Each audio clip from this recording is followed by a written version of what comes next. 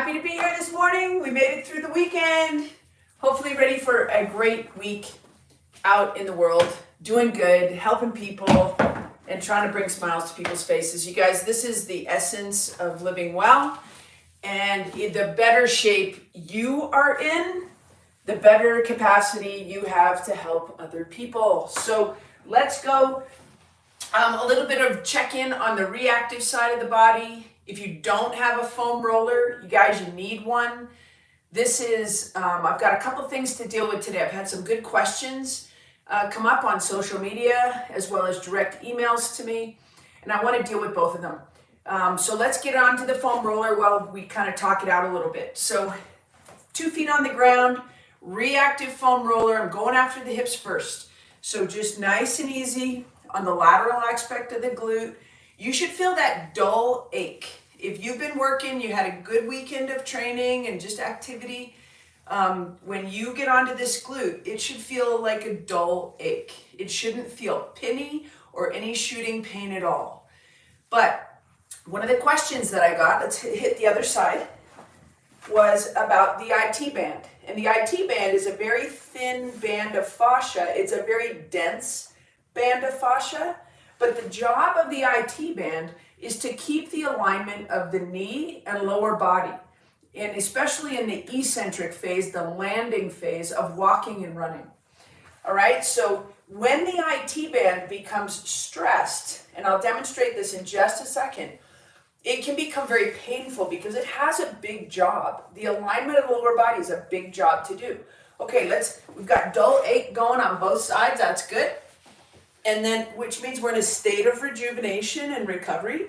Let's get into the upper back. Foam roller just below the shoulder blades. Support the neck with the head here. And just elbows out to the side and just a nice big inhale. Inhale here, fill the lungs. And then exhale here. Now here, the ribs are down. The ribs are down and in. And you should feel your abdomen contract when you come here. Okay, so ribs down and in, and then we go a big inhale, and then a big exhale, ribs down and in. We want to teach the body to breathe in that pattern. As you exhale, the ribs down and in is really important.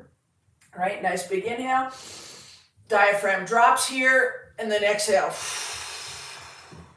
Good, and we get the ribs down and in. All right, so again, we just want to make sure that that's moving. We're not trying to fix anything. We just want to make sure it's moving. That's that mobility.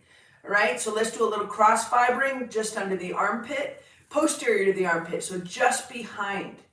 And just kind of cross fiber. That means I'm dragging the skin along the ribs and just working through, making sure that it's gliding. We want the body to glide and slide.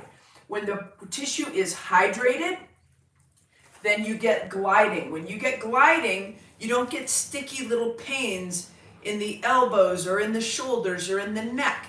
So we want to start in the middle of the body and work our way out, all right?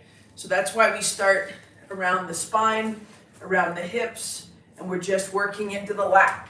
Okay, same thing other side. Gonna get foam roller just in the armpit, and then just open the upper body up just a little bit and just work through the lat. If you had a big weekend of training and racing, this might be a little more painful, so you don't want to use your own body weight. You want to unload yourself using your strength to make sure that you're not laying passively on the foam roller. Okay, nice and easy there. All right, and usually we start with the lower leg, but we're gonna go ahead and finish up.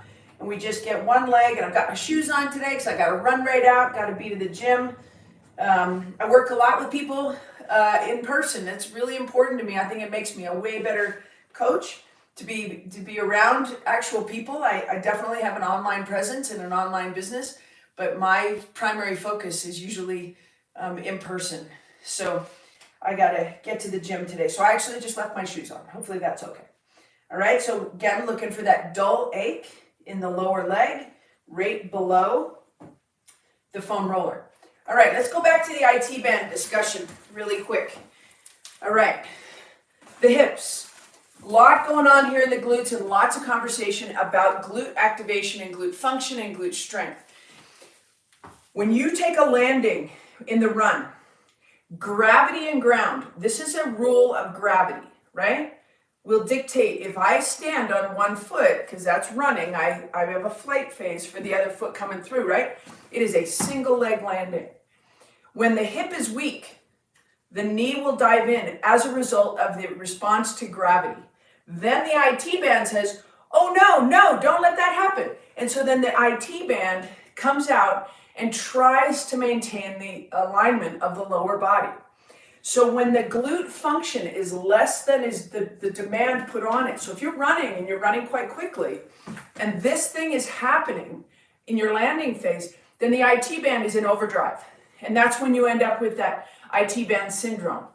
And the IT band initiates up here in the glute max, glute med, and TFL. They all bleed into the IT band, so they become the IT band. So lack of function and strength up high means we're going to end up with an IT band issue. So as we're dealing with some of that IT band, we have to look further up the chain, and we have to deal with that and get stronger. So in the short term, if you have IT band syndrome, or if you have some discomfort or you're concerned about it, the first thing we want to do is slow down, decrease the amount of stress on the IT band, and then begin to focus on core strength and glute function and strength, all right? And I say those things as two different things because function will usually precede strength. Okay, from right here, we're in a wide stance. Anchor your lower body. We're just gonna go ahead and rotate through the hips. You know that you have good glute function if you can get your right hip to the midline and then your left hip to the midline. Right hip stops, shoulder stops. We're working as a box through the upper body. Hips are to the back just a little bit. Just rotate and toggle through the hips. And you're going to start feeling a little bit of what's stopping me here. Like, is it this adductor that's stopping me? Or is it the lack of internal rotation over here? So mobility, I mean, we get together and we have a good time, but I'm always thinking, like, what can I give you guys as an understanding for what might be limiting some of your movement, some of your performance, and where are the opportunities that we can find to make you stronger and race better. All right, down onto the one knee, right knee down, left knee up, 90 degrees. Right arm up, and we're just nice and easy, working through that gentle stretch. We're not going past what's comfortable. Make sure this lead knee is staying in a nice straight line, and just reach it up. So I went into my diatribe about the IT band. Hopefully we covered that in a very brief way. There's a lot more information, and you never know. I mean, I'm talking in generalization. So, you know, if you've got the IT band, I definitely recommend that you see a physical therapist who knows what they're talking about, who can really help you with that. All right, but foam rolling the IT band typically is not the response. It's not a good answer. All right, the other side, left knee down, left arm up. And just opening this whole side of the body. We can add a little motion through the chest. And we're working through the posture. Good and good. All right, let's go into the adductor a little bit. So take that half kneeling, hips are square to me. This knee is out at 45 degrees. And we're just going to keep the right shoulder going to the right and the left knee going over the left toe. So just nice and easy, 90. So this is a half kneeling position. There we go. Rotate away, rotate away. We're going for 8 or 10 reps. And if I talk too much, my counting kind of sucks. So just kind of hang with me here. And good. Hopefully that's about 10. All right, half kneeling position, hips square to me, knee out at 45 degrees, and we're just going to take that knee directly over the foot, and we rotate away. Nice and easy. Good. Good. Good. Everything's tight, hands are tight. We're just working through that gentle rotation. So you might get a little tugging in that adductor.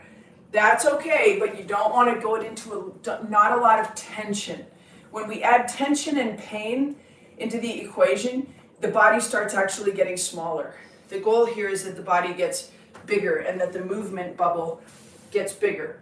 Okay, so this is third base, right? Like playing third base. Push your hips behind your feet, behind your heels, and we're just going to gently laterally glide. So as we glide left, let's keep that left knee in towards the midline. As we glide to the right, let's keep the right knee into the midline. It kind of wants to do that. Don't let that happen. Okay? Nice and easy. Again, working hip function. Good. So all the tissues starting to get blood flow now. When we get blood flow, we get a lot more safety through bigger ranges of mobility, bigger ranges of motion. Okay? Good. Shake that out. We're taking it to the ground. And we're going to go into a seated 90-90. So let's sit on the right butt. Let the right knee be at 90 degrees of flexion.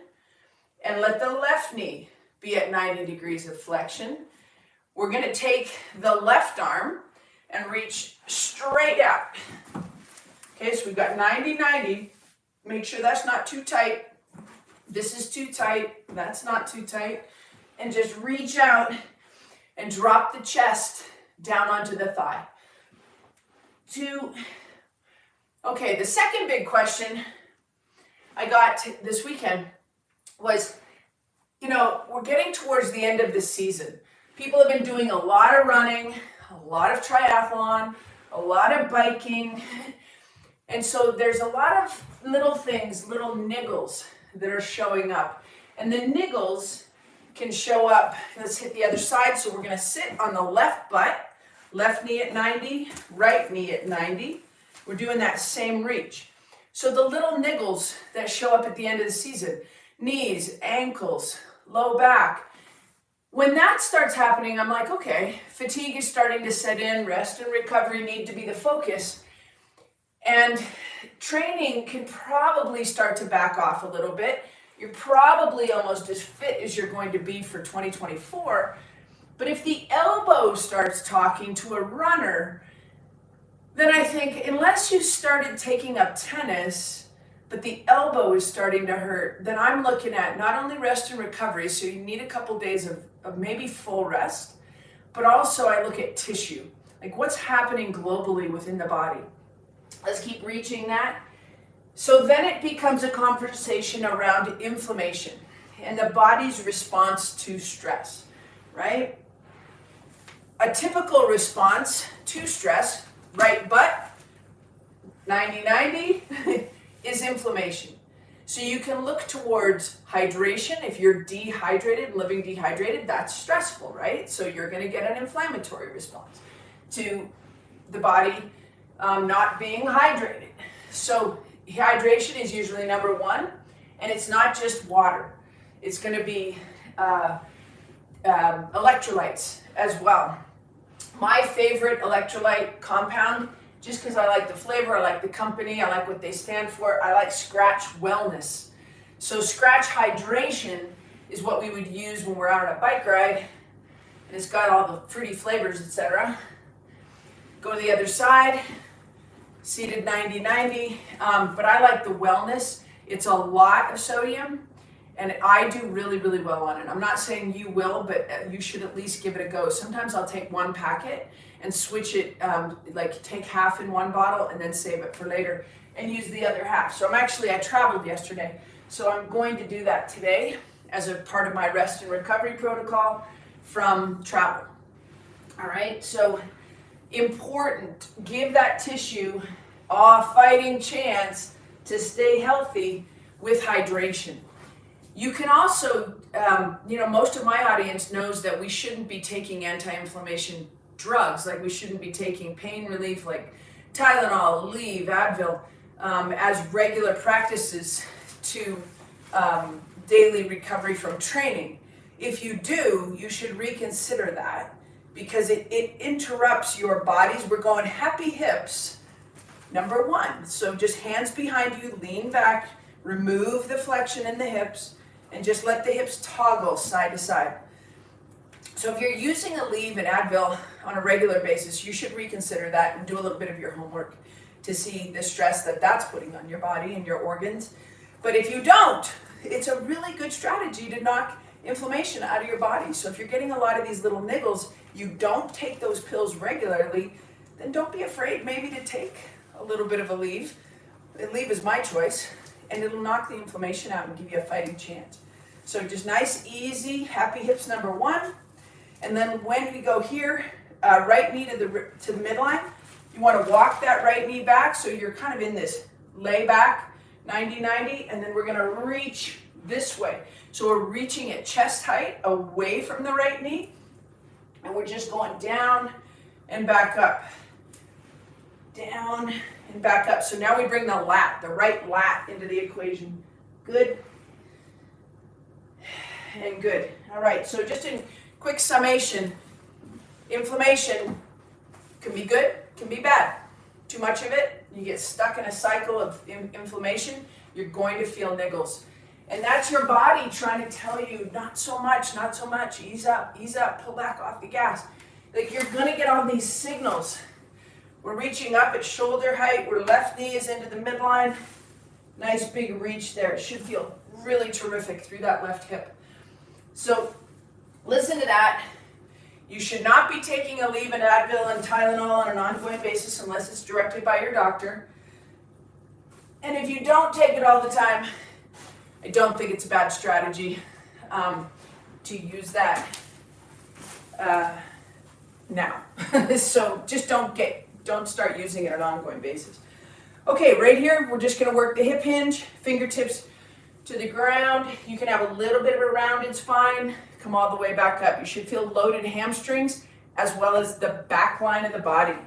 So right here, take that down, come back up. We really spent some time on the seated position, opening up the hips. Good. Good, we did this one last week. We're going into the windmill, okay? So two hands down. If you need your foam roller because it's just more comfortable for you here, you're just gonna take that arm up, back down, take that arm up, back down, 2, 2, 3, 3, 4, 4, one more, 5, and 5. All right, guys, that's all I have for you this morning. Here's the deal. There's tons of more mobility. We could go into some contortionist kind of mobility. What I want to bring to you every single Monday is real life scenarios, right? We are just trying to do the best we can. We're running, we're cycling, we're climbing mountains, we're hiking, we're doing all kinds of things.